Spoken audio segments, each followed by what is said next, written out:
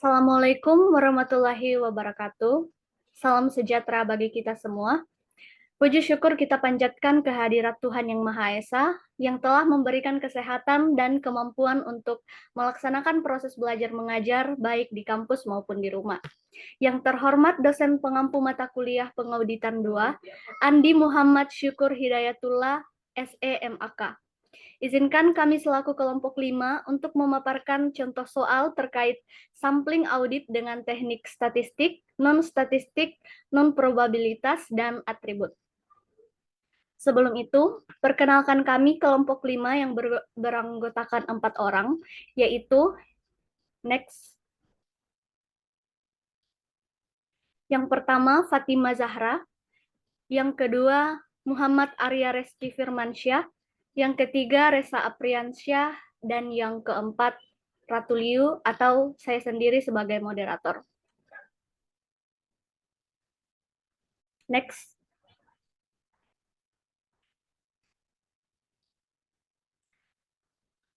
Langsung saja kita masuk ke pembahasan contoh soal yang pertama, yaitu sampel audit dengan teknik statistik yang dipaparkan oleh teman saya atas nama Fatima Zahra.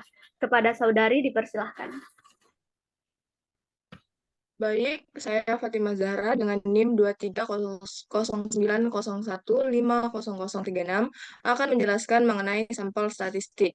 Nah, apa sih sampel statistik itu? Sampel statistik ini dapat dikatakan sebagai sekelompok objek yang dipilih dari populasi yang lebih besar untuk mewakili populasi tersebut dalam penelitian ataupun analisis data. Nah, dalam sampel statistik ini, setiap elemen dalam populasi memiliki peluang yang dapat dihitung untuk terpilih sebagai sampel.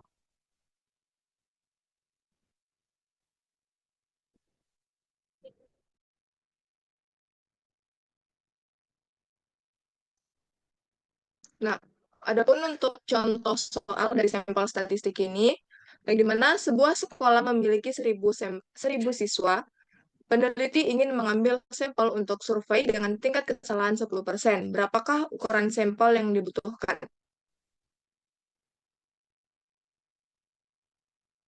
Nah, di sini saya akan menjelaskan dengan rumus Slovin, yang dimana rumusnya itu N sama dengan N per 1 ditambah N dikali E kuadrat, yang dimana N ini itu adalah jumlah populasi dan E itu adalah margin error atau persen kesalahannya.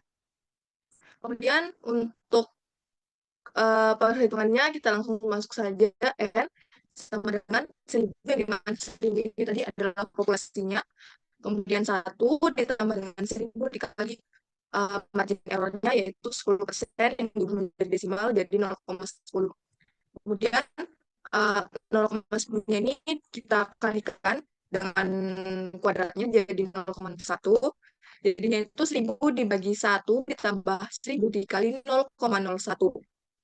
Maka hasilnya itu 1000 dibagi 1 ditambah 10. Kemudian di bawah itu ada 1000 dibagi 11, yang dimana hasilnya 90,9 atau bisa kita bulatkan menjadi 91. Nah, berdasarkan rumus Slovin ini, ukuran sampel yang diperoleh dari populasi yaitu 90 siswa dari 1000 populasi siswa dengan tingkat kesalahan yaitu 10%.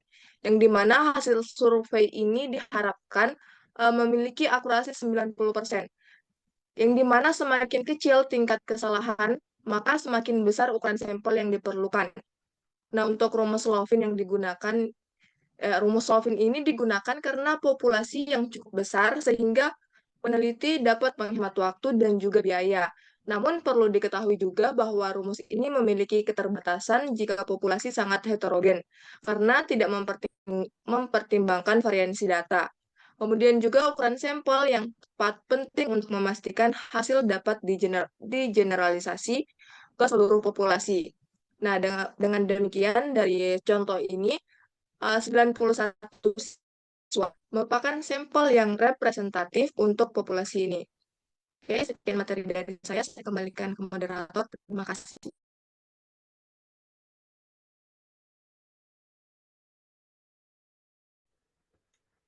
Baik, terima kasih. Itulah tadi sampling audit menggunakan teknik statistik. Dan kita lanjutkan ke pembahasan soal yang kedua terkait sampling audit dengan teknik non-statistik oleh saya sendiri.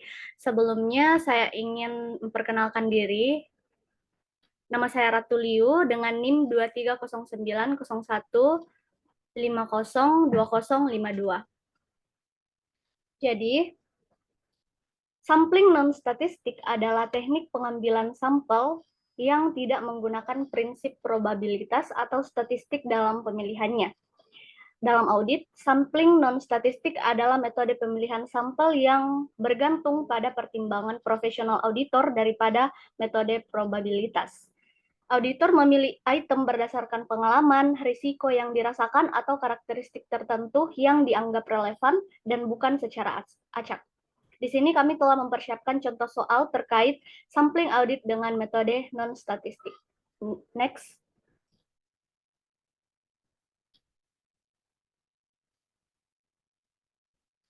Nah,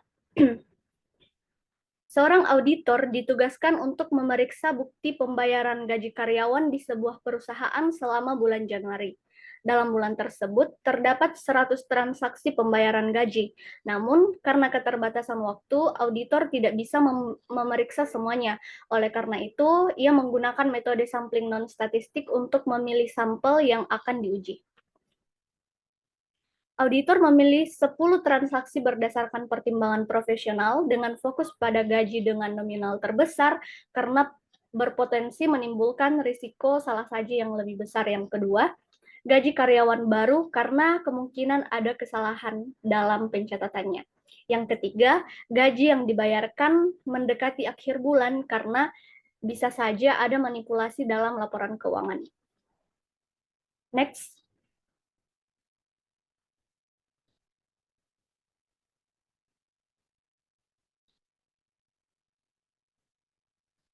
Nah, setelah dilakukan pemeriksaan, auditor menemukan bahwa 2 dari 10 transaksi tidak memiliki bukti pendukung yang jelas. Nah, adapun pertanyaannya itu, tindakan apa sih yang harus dilakukan auditor, kemudian mengapa auditor memilih metode non-statistik, dan bagaimana jika lebih dari separuh sampel yang diambil itu bermasalah. Mari kita jawab satu-satu. Next.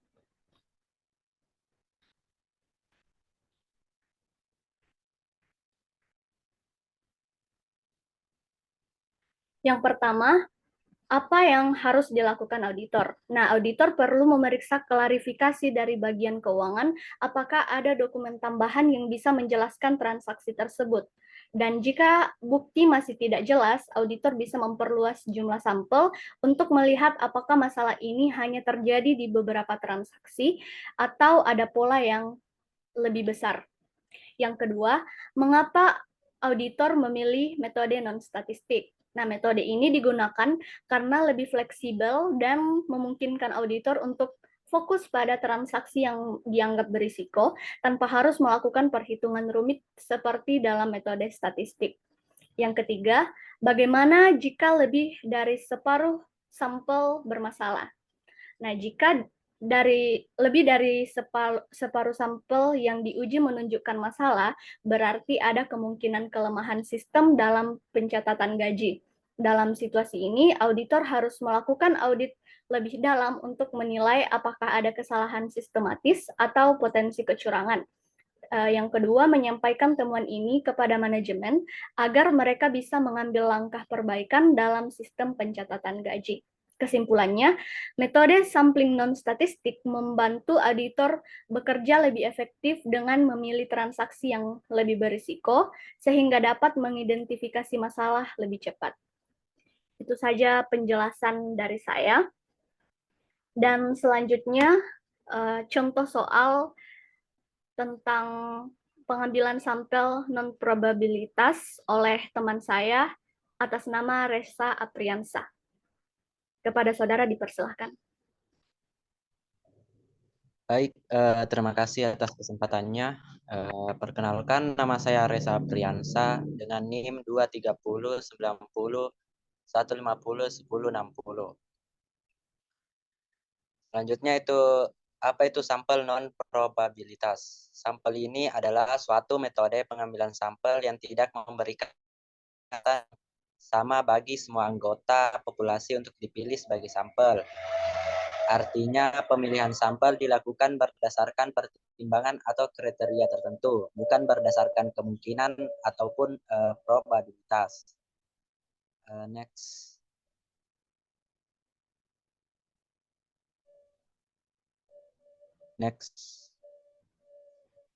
Baik, selanjutnya itu contoh soal sampel non-probabilitas. Sebuah perusahaan ingin melakukan audit terhadap transaksi penjualan mereka. Mereka ingin mengetahui apakah terdapat kesalahan dalam perhitungan harga. Perusahaan tersebut memiliki 50.000 transaksi penjualan dalam 1 tahun. Adapun datanya yaitu jumlah populasi 50.000. Margin error-nya yaitu 5%. Tingkat kepercayaannya 95%. Dan metode sampling yang digunakan itu convenience sampling. Pertanyaannya, berapa jumlah sampel yang diperlukan untuk melakukan audit? Next.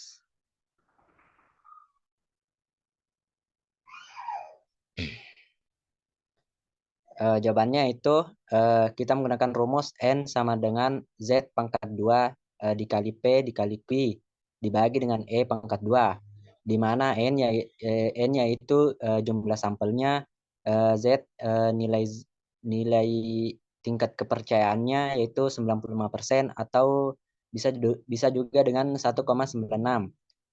Selanjutnya yaitu P, proporsi populasi yang dianggap memiliki kesalahan. Dan yang terakhir selanjutnya itu proporsi populasi yang dianggap tidak memiliki kesalahan. Dan yang terakhir itu margin error. Perhitungannya N sama dengan 1,96 pangkat 2 dikali dengan tingkat kepercayaan dikali dengan proporsi populasinya yaitu sebesar 0,5 dikali dengan proporsi populasi yang dianggap tidak memiliki kesalahan yaitu 0,5 sama dengan 0,9605 dibagi dengan margin errornya yaitu 0,05 pangkat 2 dan kita mendapatkan hasilnya itu 384,16. Jadi sampel yang diperlukan untuk diaudit yaitu 385. Baik, terima kasih atas kesempatannya, moderator. Saya kembalikan ke moderator. Baik, itulah dia sampling audit menggunakan teknik non-probabilitas. Dan kita lanjutkan ke pembahasan soal yang terakhir terkait sampling audit dengan teknik atribut oleh Muhammad Arya Reski Firmansyah. Kepada saudara, dipersilahkan. Baik, Assalamualaikum warahmatullahi wabarakatuh. Perkenalkan, nama saya Muhammad Arya Reski Firmansyah dari kelas E dengan NIM 2309015011059. Saya akan menjelaskan apa itu sampel atribut. Sampel atribut adalah metode pengambilan sampel berdasarkan karakteristiknya atau sifat tertentu dari suatu kelompok orang atau benda. Adapun contoh soalnya, next.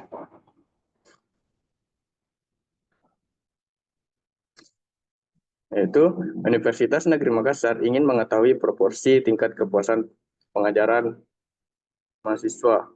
Jumlah mahasiswa di universitas ini adalah 20.000 orang.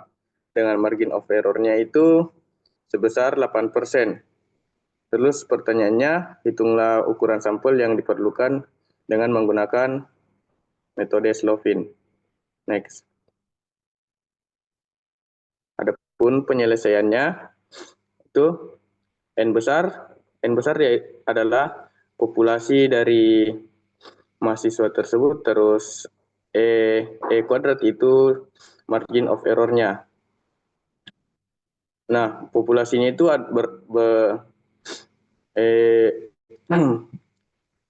sebesar 20.000 orang. yang dimana 20.000 orang per 1 tambah 20.000 orang dengan margin of error-nya 0,08 kuadrat. Selanjutnya 0,08 kuadrat ini diubah menjadi 0,0064. Selanjutnya itu 0,0064 kali 20.000 menjadi 128. Dan 128 tambah 1 jadi 129. Jadi hasilnya itu 20.000 per 129 menjadi 155,038. Dibulatkan menjadi 156. Jadi ukuran sampel yang diperlukan adalah sekitar 156 orang. Dengan sampel ini, Universitas Negeri Makassar dapat memperkirakan proporsi mahasiswa yang puas dengan kualitas pengajaran di kampus dengan margin of error-nya sebesar 8%. Terima kasih, saya kembalikan ke moderator. Baik, itulah tadi sampling audit menggunakan teknik atribut sekaligus menutup pembahasan contoh soal dari kami kelompok 6. Saya ucapkan banyak terima kasih kepada teman-teman sekalian yang telah bekerja sama dalam memaparkan contoh soal terkait sampling audit dengan menggunakan 4 metode. Dan saya mengucapkan banyak terima kasih kepada Pak Syukur yang telah menyaksikan video kami sampai akhir, dan apabila terdapat kekurangan atau kekeliruan dalam menyampaikan contoh soal, kami sangat mengharapkan saran dan kritik yang membangun. Demikianlah presentasi kami hari ini. Sampai jumpa di pertemuan selanjutnya. Wassalamualaikum warahmatullahi wabarakatuh.